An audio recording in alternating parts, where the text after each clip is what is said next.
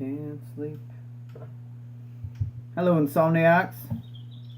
Welcome to another haphazard hot mess of an episode of Hey I Can't Sleep with me, your host, Jordan James. Today, we're continuing the series on self-disclosure, and we're going to be talking a bit about obsessive compulsive disorder, and I'm going to talk a bit about what it's like to live with OCD. And things that have helped me along the way. So if this is something that interests you, stay tuned. Otherwise, you know the drill and go away.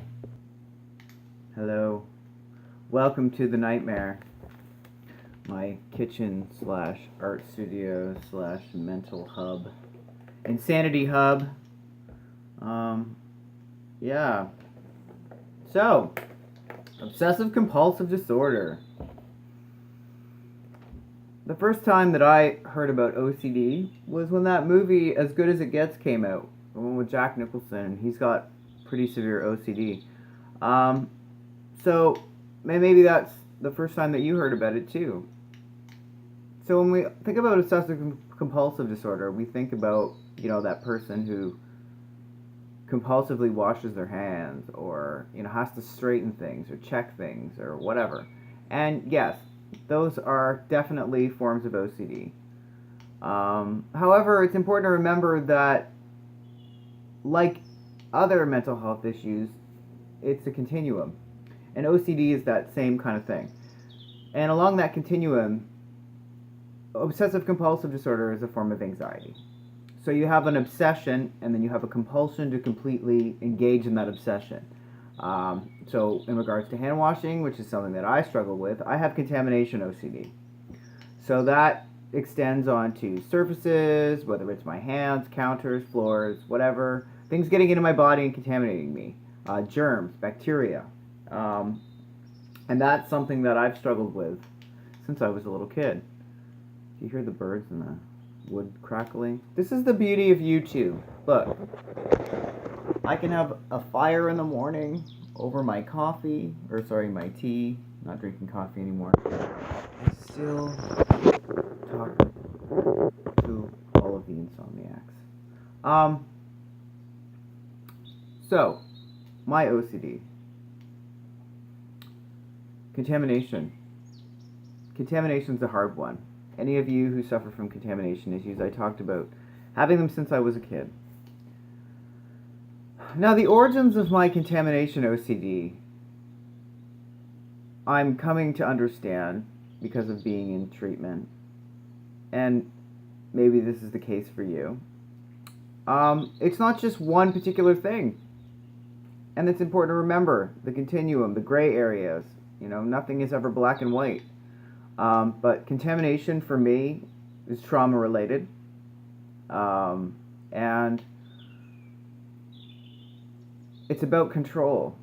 Like for me, I know that I obsessively perseverate on something, partially because of my PTSD.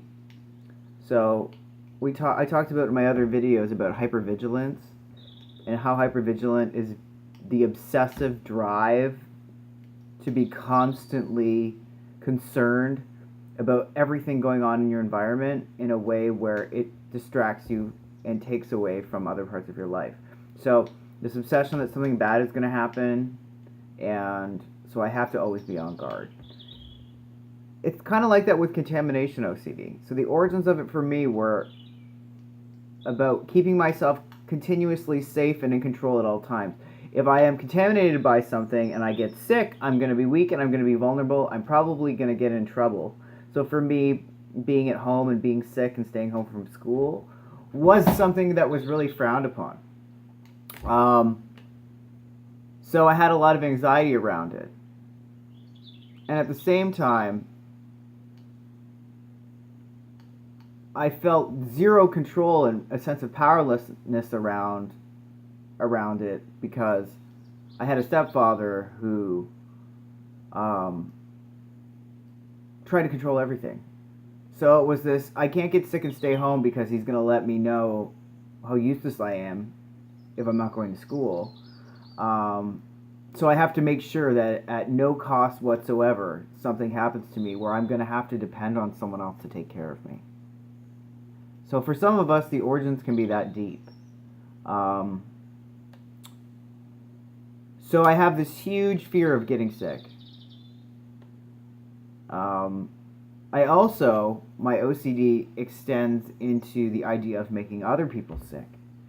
So that can be from cooking food for other people. It was always something that really stressed me out. I used to work in a job where I would have to, um, cook for people. And it was really hard for me. Really hard for me. And I really preferred when other people did it.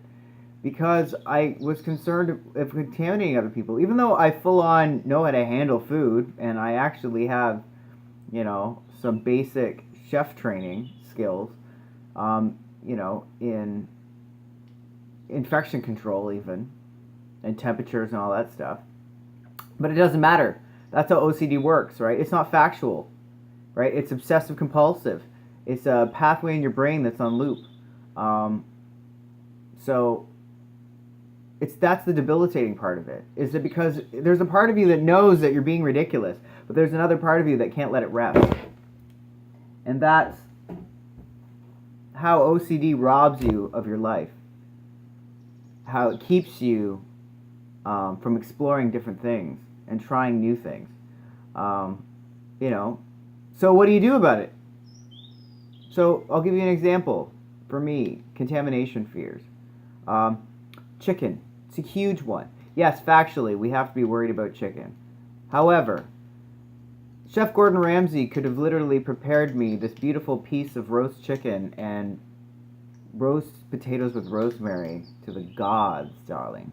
Oh, my favorite is roasted potatoes with rosemary. And I would literally check that chicken.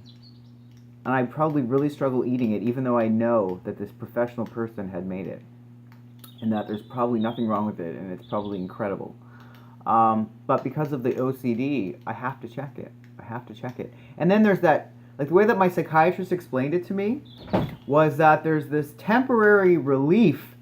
So you have the obsession, I gotta check it, and then the compulsion, okay, so I'm checking it. And then you check it, okay, it's not pink. Oh, okay, anxiety is relieved. So for temporarily, and all of us have different levels of time where the anxiety is relieved. And then some of us, it's like, you have to keep checking. So for me, it's an every bite check. That's how it is. So going out with me for dinner, if I'm eating chicken, is something you're probably not going to see me do. Unless I feel really comfortable with you. Because eating in public is stressful. Now eating chicken in public with someone else is stressful. So I usually have a backup plan, right? I order my staple, Caesar salad and a side of fries with mayo. Because that's something that with OCD, sometimes it's about texture, it's about contamination, it's about, you know what I mean? So if I want to go out and I want to enjoy life with people, I have to have a backup plan, and maybe you do too. But it's also important to do exposure therapies, which is what I do with my therapist. He makes me eat candy that we share out of a bowl together sometimes. Oh, God. And he does things like picks up candy and rolls around in his hand and puts it in his mouth. He has a minor in microbiology, which helps because he teaches me all about bacteria and how the human body needs bacteria to survive, essentially. And part of the reasons why we have so many issues with health and bacteria and like super bacteria is because we live in a world where, mass marketing and corporations who profit off advertising cleaning products that destroy good bacteria as well have made this OCD surge worse in people. So part of the exposure therapy that we do is having him touch things and me have to eat them, or me touching things and him have to eat them, as well as introducing my body to bacteria, which is partly why I'm eating sauerkraut right now, because apparently sauerkraut has really good bacteria in it, fermented bacteria, things that you need. Your body is made up of bacteria, and a part of me logically knows this, but because I have OCD, I try to disinfect everything. Short side note story, personal story. Don't judge me. My OCD has gotten so bad around contamination that I can stop eating. Because I'm convinced that everything that I put in my mouth is going to make me sick. The oxymoronic part of that is that I'm going to get sick if I don't eat. So that's why when it comes to food-based OCD, and that leads into eating disorders, it can be especially debilitating. So exposure therapy has helped give me back parts of my life. I can enjoy things a lot more.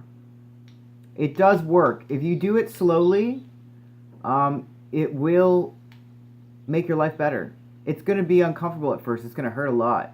Like another OCD example were ticks. The bugs that give you Lyme disease. Oh my God. I couldn't even walk my dog on grass that was longer than like half an inch. I was like obsessed with Lyme disease. And, you know, a year ago, like last summer, I didn't even let my poor dog do anything if it wasn't on concrete or in a high school football field. And this year I'm pushing myself to let him play, to let even myself go on trails again and things. You know, yes, I put on far too much bug spray and I tuck my socks in, I look like a dork, and, you know, and I check myself maniacally. But you know what? I'm doing it. I'm exposing myself to things I used to love. I even pulled a tick off my dog yesterday with a pair of tweezers and put it in a jar. And I forced myself to look at it, to tell myself that yes, ticks can carry Lyme disease, but not all ticks have Lyme disease, and not all ticks are terrible. We need bugs in the environment too, right? So it's that dialectical balance of what you're looking for. So, that's huge progress for someone like me. So keep pushing yourself, expose yourself, and talk about it. It's okay to tell people you have OCD. Don't be ashamed of it. And if they're going to be jerks about it, fuck them. I was at a fruit stand the other day, and there was this gentleman who wanted me to try some of his fruit, and he cut a piece off and he handed it to me. And in the past, I would have just been like, no, I don't want your fruit.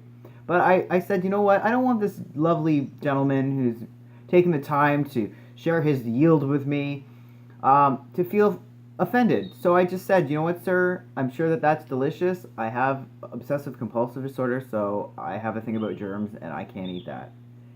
And you know what? He was awesome about it.